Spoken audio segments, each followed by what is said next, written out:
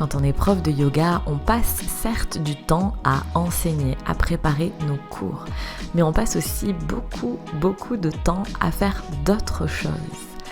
Et aujourd'hui, dans cet épisode de podcast, j'ai envie de vous partager les différentes activités d'un prof de yoga en dehors de son tapis. C'est un épisode qui invite à la réflexion autour du métier d'indépendant. Cet épisode pourra peut-être vous donner des pistes de réflexion si vous avez envie ou si vous êtes indépendant, si vous avez envie de le devenir ou si vous l'êtes, que ce soit prof de yoga ou pas.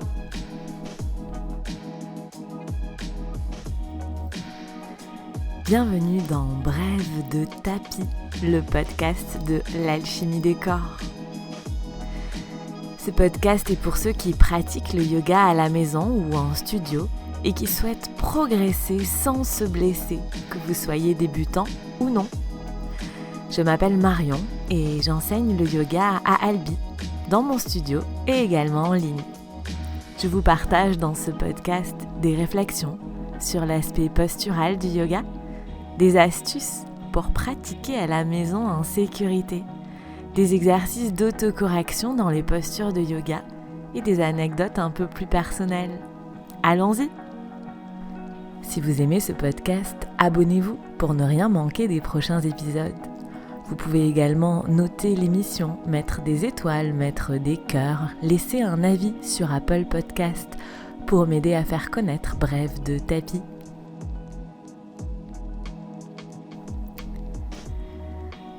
Cet épisode fait donc suite à l'épisode précédent de Brève de tapis qui était intitulé « Une journée dans la vie d'un professeur de yoga ». Dans l'épisode précédent, je vous ai partagé mon organisation personnelle, vous expliquer que je prends un temps pour moi dans la journée, puis ensuite un temps pour faire toutes les activités qui ne sont pas données des cours de yoga et un temps pour donner des cours de yoga. Dans le précédent épisode de Brève de tapis, je n'ai pas développé en quoi consistaient ces différentes activités qui n'étaient pas données des cours de yoga. C'est donc là-dessus que je vais insister un petit peu aujourd'hui. L'idée est de vous donner une vision du métier de prof de yoga, peut-être pour satisfaire votre curiosité, parce que peut-être que vous avez envie d'en savoir un peu plus, ou peut-être parce que vous envisagez de passer le pas, de devenir prof de yoga, que ce soit à temps plein ou à temps partiel. Mais l'idée aussi est de partager un petit bout de la vie d'une personne qui travaille à son compte, des indépendants. Il y a de plus en plus de personnes qui sont auto-entrepreneurs ou micro-entrepreneurs, ça dépend à quelle période. Avant, ça s'appelait auto-entrepreneur, maintenant ça s'appelle micro-entrepreneur, mais tout le monde voit de quoi on parle. En tout cas, quand on choisit d'être indépendant, ces différentes activités que je vais vous décrire aujourd'hui, bien sûr, sont appliquées aux profs de yoga, mais il y a beaucoup d'activités qui sont communes à tous les indépendants, que vous ayez envie de devenir praticien en massage bien-être, ou bien kinésiologue, ou bien énergéticien, ou bien même enseigner du piano, ou enseigner de l'anglais. Et l'idée aujourd'hui est de vous donner un peu du grain à moudre, peut-être de vous faire penser aux différentes activités qu'il faut faire pour gagner sa vie en tant qu'indépendant et peut-être pour réfléchir à une organisation qui vous convienne pour votre vie d'indépendant. Je vais donc commencer tout de suite par une des premières activités qui occupe mon temps, ce deuxième temps de ma journée, qui est la préparation des cours et des stages. Quand on est prof de yoga, ça peut paraître assez évident. Alors je tiens à préciser que la liste des différentes activités que je vais dresser dans cet épisode de podcast, l'ordre que j'ai choisi pour lister ces activités n'a aucun rapport avec le temps que je passe dans chaque activité. Bien au contraire, ce temps peut vraiment être très variable, c'est simplement une liste des différentes activités que je fais. Donc la préparation des cours et des stages de yoga, ça signifie préparer le contenu des cours de yoga, le déroulé d'une séance, d'être sûr qu'il y ait de la complémentarité entre les différents styles de yoga que j'enseigne personnellement, être sûr de vous proposer des séquences de yoga qui permettent de trouver un équilibre dans le corps, un équilibre aussi entre force et souplesse, qui est une logique derrière tout ça, qui est un vrai déroulé de séance, un déroulé dans la séance, un déroulé sur le mois et voire un déroulé sur l'année ou sur le temps de la retraite, si on parle d'une retraite, pour vraiment vous aider à progresser. Donc il y a vraiment, en tout cas personnellement, dans ma façon de préparer, d'organiser mes cours, pour moi il y a vraiment une ligne directrice. Ce n'est pas faire du yoga pour faire du yoga, même si c'est très bien, hein, mais personnellement j'ai envie qu'il y ait un déroulé de séance, une direction dans mes séances, mais aussi à plus long terme. Dans la préparation des cours et des stages, donc il y a vraiment ce contenu, mais il y a aussi l'idée de trouver un endroit pour donner ces cours, que ce soit un endroit pour donner des cours hebdomadaires qui soit à soi ou une salle partagée avec d'autres. Ça fait aussi partie des activités qu'un prof de yoga doit faire en dehors de son tapis ou en dehors de ses périodes d'enseignement. Il y a aussi l'idée de trouver des lieux pour proposer des stages, des retraites si on a envie de faire ça. Et tout ça, c'est des choses qui peuvent paraître assez simples, mais qui en réalité ne le sont pas. C'est parfois le parcours du combattant pour trouver des lieux pour enseigner qui nous conviennent, des lieux où il y a encore des horaires disponibles. Et souvent, c'est pas une partie négligeable du travail. Donc la deuxième activité après la préparation des cours et des stages, à laquelle je consacre beaucoup de temps, c'est ma formation continue. Pour moi, un prof de yoga, c'est important qu'il continue à se former. On parle du corps, le corps est un organisme vivant, les recherches qu'il y a sur le corps évoluent, la façon de faire du yoga, la façon d'enseigner le yoga évolue, et donc c'est important de continuer à faire des formations. Alors là, je vous parle évidemment des formations de yoga, mais il n'y a pas que ce type de formation. Quand on est indépendant, on a souvent besoin de faire des formations dans des domaines qui sont connexes à celui dans lequel nous travaillons. Et ces formations connexes nous aident souvent à développer notre activité. Donc elles sont vraiment importantes par rapport... Il n'y a pas que la formation en yoga. Et donc pour pouvoir faire cette formation continue, il y a 3 sous-activités à faire. La première, c'est qu'il faut être capable d'identifier où on a besoin de se former, où on a besoin de progresser. Et donc ça, c'est du temps de réflexion où on va vraiment se remettre en question et essayer d'identifier clairement nos besoins pour ensuite trouver des formations qui remplissent nos besoins. Pareil, ça peut prendre un peu de temps. Et bien sûr, il faut ensuite, qui est en général la partie sympa de la chose, faire notre formation. Ensuite, la troisième activité qu'on fait en dehors de son tapis quand on est prof de yoga ou qu'on doit faire aussi quand on est indépendant, c'est la partie que j'ai voulu appeler administrative. Alors c'est une partie souvent que beaucoup de gens n'aiment pas, mais qu'on est obligé de faire pour déjà une question de légalité, hein. Et puis parce que si on veut gagner sa vie en étant prof de yoga ou indépendant à temps plein, on n'a pas trop le choix que de passer par la case comptabilité. Donc bien évidemment, on consacre du temps dans cet administratif à faire notre comptabilité, à interagir avec les différents organismes de l'État, avec l'URSSAF, les impôts, pour payer nos cotisations sociales, pour payer la TVA, payer la cotisation foncière des entreprises, tout ce genre de choses. Et donc ça, souvent, c'est aussi des échanges, surtout quand on débute, il faut commencer par comprendre comment ça fonctionne. Et des fois, on a besoin de poser des questions, donc on échange avec tous ces différents organismes d'État, et donc ça prend du temps. Souvent aussi, dans le côté administratif, assez régulièrement, bien évidemment c'est très vrai au début quand on monte une activité, mais c'est vrai tout le temps, on a besoin de faire évoluer son statut. C'est-à-dire que quand, au fur et à mesure qu'on évolue, et au fur et à mesure du temps qui passe, souvent on a besoin de changer son statut. Quand on commence par exemple en micro-entreprise, souvent on a des allègements au niveau des charges qu'on va payer. Puis quand ces allègements ne sont plus présents au bout d'un certain temps, mais souvent il faut se reposer la question de dire est-ce que je fais évoluer mon statut juridique, donc par exemple passer de micro-entreprise à entreprise individuelle au réel, ou bien peut-être à carrément monter une société. Alors je ne vais pas m'étaler sur le jargon, mais souvent on a besoin de se poser et de s'appuyer sur notre comptabilité pour réfléchir à comment faire évoluer notre statut. Ensuite, dans ce point administratif, on a aussi la gestion avec les banques, bien évidemment, avoir un compte professionnel, un compte en banque professionnel, mais aussi arriver à trouver des solutions pour faciliter la vie de nos élèves, de nos clients concernant les moyens de paiement. Donc par exemple, avoir un terminal de carte bleue, permettre aux clients de payer en ligne, et donc tout ça c'est du temps qui passe, qu'on passe dans notre partie administrative. Et il y a aussi dans cette notion de partie administrative, essayer de trouver des solutions pour que ce soit facile pour nos élèves de s'inscrire à un cours de yoga, pour que ce soit le plus simple possible, pour vraiment les aider à tenir leur bonne résolution de faire du yoga. Dans la partie administrative, il y a aussi le côté gérer les assurances, les mutuelles, la prévoyance, si jamais on se casse une jambe, la retraite. Voilà, c'est des choses qui sont assez importantes. On parle des choses de la vraie vie qui sont pas toujours joyeuses quand on en est à parler de la prévoyance ou des mutuelles. En général, les discussions avec les assureurs sont pas toujours les plus sympas, mais par contre, c'est vraiment quelque chose de très important. Il faut s'en occuper, surtout en cas de pépin, parce que c'est toujours pareil, quand tout va bien, mais quand ça va mal, ça se passe pas très bien.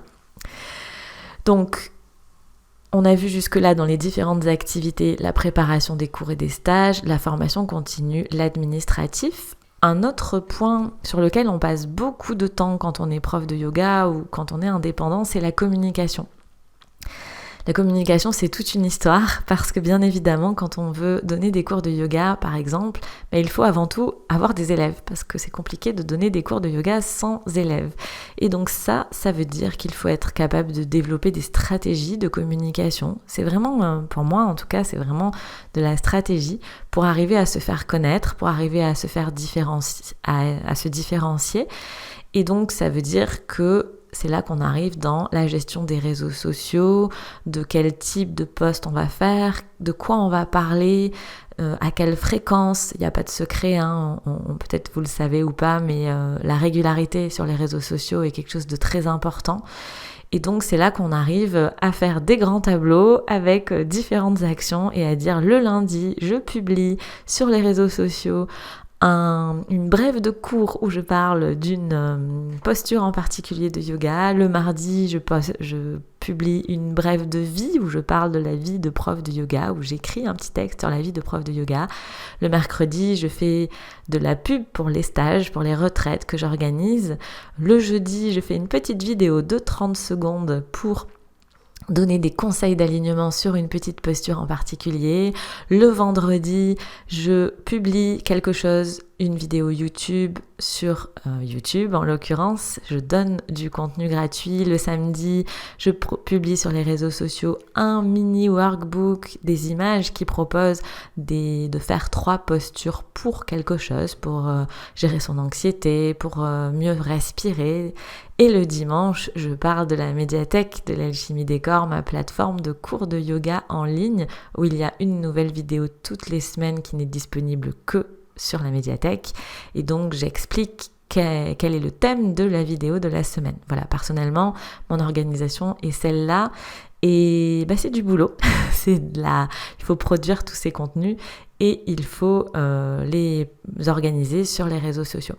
Bien évidemment, dans le côté communication, il y a aussi la gestion du site internet. Alors, il y a la phase de fabriquer le site internet qui prend souvent beaucoup de temps, surtout si on décide de le faire à la main, sans prendre un prestataire externe.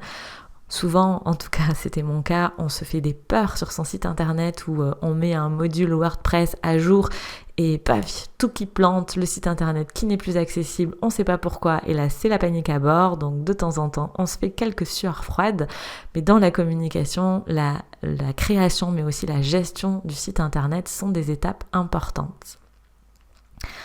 Une autre activité qui est complémentaire à cet axe de communication qu'on fait en dehors de son tapis de yoga quand on est prof, c'est la création de contenu.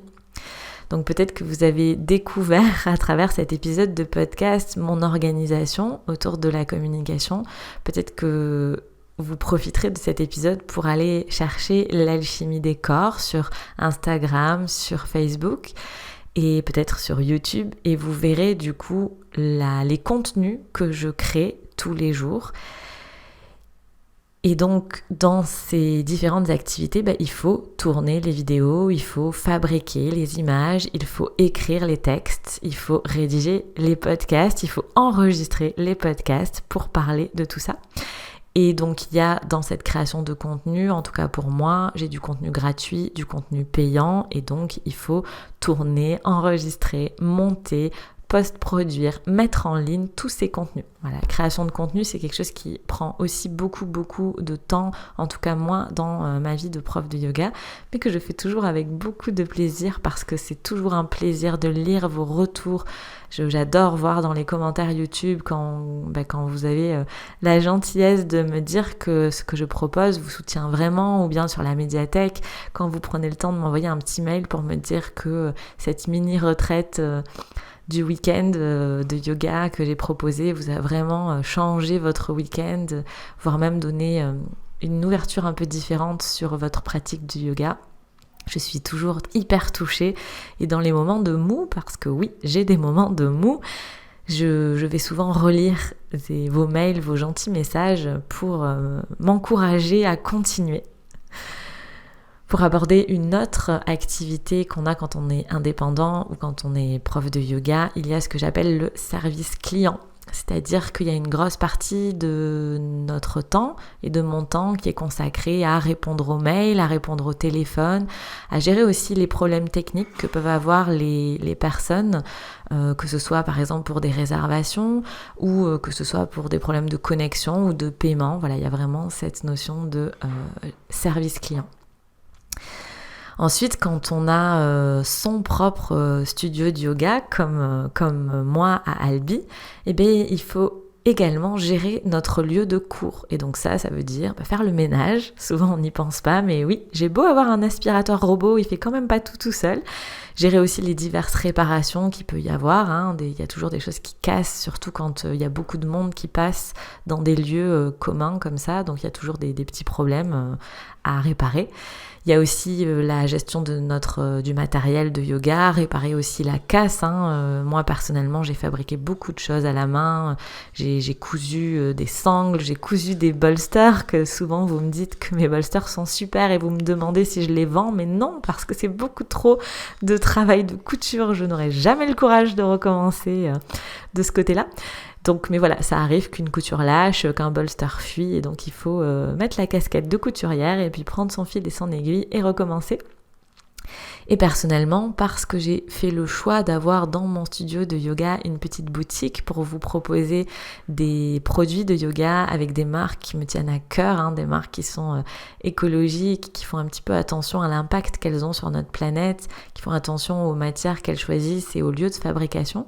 Et donc ça veut dire qu'il faut gérer cette boutique, donc déjà trouver des fournisseurs avec qui on a envie de travailler, gérer des stocks, faire des commandes, gérer les livraisons, installer tout ça dans le magasin, que ce soit avec on va dire des sociétés un peu grosses ou que ce soit avec des personnes qui font ça plus artisanalement. J'ai plusieurs personnes au studio de yoga qui me laissent en dépôt-vente différents produits, des accessoires autour du yoga. Donc voilà, il y a aussi tout ça à gérer. Et dans les dernières activités, en tout cas de la liste que j'ai choisi de vous faire aujourd'hui, il y a aussi la gestion des prestataires. Alors bien évidemment, si on n'a pas de prestataire, cette activité n'a pas lieu d'être. Mais quand on a des prestataires, donc des gens qui travaillent pour nous, il faut souvent d'abord définir nos besoins, voir qu'est-ce qu'on peut déléguer et puis établir un plan d'action, une organisation. Alors personnellement, j'ai un énorme tableau dont on se sert avec une de mes prestataires pour la communication qui m'aide pour la publication des réseaux, sur les réseaux sociaux. Donc moi, je crée tous les contenus, puis elle s'occupe de les programmer pour le faire. Et donc pour qu'il n'y ait pas de couac dans l'organisation, ça veut dire que de couac dans la publication, ça veut dire qu'il faut avoir une organisation très précise. Et puis quand on a un prestataire, ça veut dire qu'il faut aussi aller vérifier que le travail a été fait comme on voulait qu'il soit fait et au besoin corriger le tir. Donc ça, c'est des choses qu'on doit beaucoup faire au début. Puis quand quand on s'est mis d'accord sur une façon de faire, en général, ça va un peu plus vite. On a un petit peu moins besoin de surveiller, même s'il faut quand même rester là parce que l'erreur est humaine et que ça peut complètement arriver de faire des erreurs. Voilà, donc j'avais envie aujourd'hui de vous montrer l'envers du décor, de vous montrer quelques-unes, parce que je suis pas sûre que ma liste soit exhaustive. C'est possible que j'ai oublié quelques activités que je fais de façon plus annexe. Mais l'idée, c'était de vous donner un aperçu sur qu'est-ce que c'est que la vie d'un prof de yoga et qu'est-ce qu'on fait en dehors de notre tapis. Donc on a vu la préparation des cours et des stages, la formation continue, l'aspect administratif, la communication, la création de contenu, la gestion du service client, la gestion de notre lieu de travail quand on accueille du public et la gestion des prestataires. Alors bien évidemment, un petit clin d'œil à cette période Covid qui a été assez difficile pour nous dans le sens où en plus il a fallu voir quelles étaient les différentes réglementations qui étaient mises en place et trouver comment adapter toute notre organisation de travail à ces réglementations. Et ça c'est pareil, ça a parfois été un vrai casse-tête chinois, mais on s'en est bien sorti. Voilà, j'espère que cet épisode vous aura éclairé, peut-être vous aura donné des pistes de réflexion sur le métier d'indépendant, sur le métier de prof de yoga. Et je voudrais conclure en disant que comme dans tous les métiers, quand on est prof de yoga, il y a des aspects de notre travail qu'on aime moins faire. Ça, c'est sûr. Parfois, l'administratif, on déteste ça, mais il faut le faire.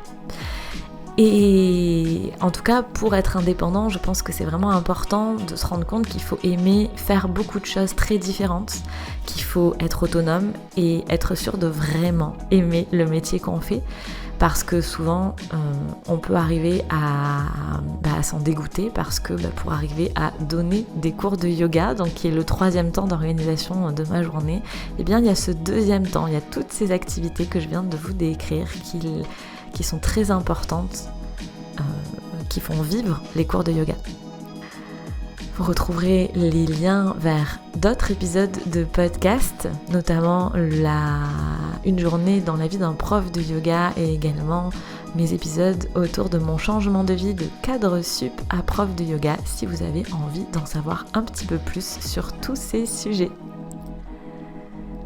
Si tu es prof de yoga et que toi aussi tu accordes de l'importance à ta formation continue dans ton métier de yoga, si tu as envie de progresser dans le séquençage de tes séances comme j'ai pu l'évoquer dans cet épisode de podcast, si tu as envie d'apprendre à mieux gérer les différences de niveau entre tes élèves et leurs blessures, si tu as envie d'avoir des consignes verbales plus précises, tu peux rejoindre à tout moment Yogaline Pro. Yogaline Pro, c'est ma formation pour les profs de yoga qui sont sensibles à l'alignement postural. Yogaline Pro, c'est pour toi si tu es prof de yoga, que tu aies déjà des élèves ou pas, que tu enseignes en ligne ou en présentiel. Peu importe le moment de l'année où tu écoutes cet épisode de podcast, tu peux rejoindre Yogaline Pro à tout moment. Yogaline Pro, c'est une formation de 50 heures avec 40 heures de vidéos préenregistrées que tu peux donc commencer en toute autonomie dès que tu t'es inscrit et 10 heures de cours sur Zoom avec moi. Je te laisse toutes les infos pour rejoindre Yogaline Pro sous la vidéo si tu regardes sur YouTube ou dans les notes de l'épisode si tu écoutes ça sur ta plateforme d'écoute préférée. Si tu as des questions, n'hésite pas à réserver un appel découverte avec moi à propos de Yogaline Pro. Merci pour ton écoute et à la semaine prochaine pour une nouvelle vidéo.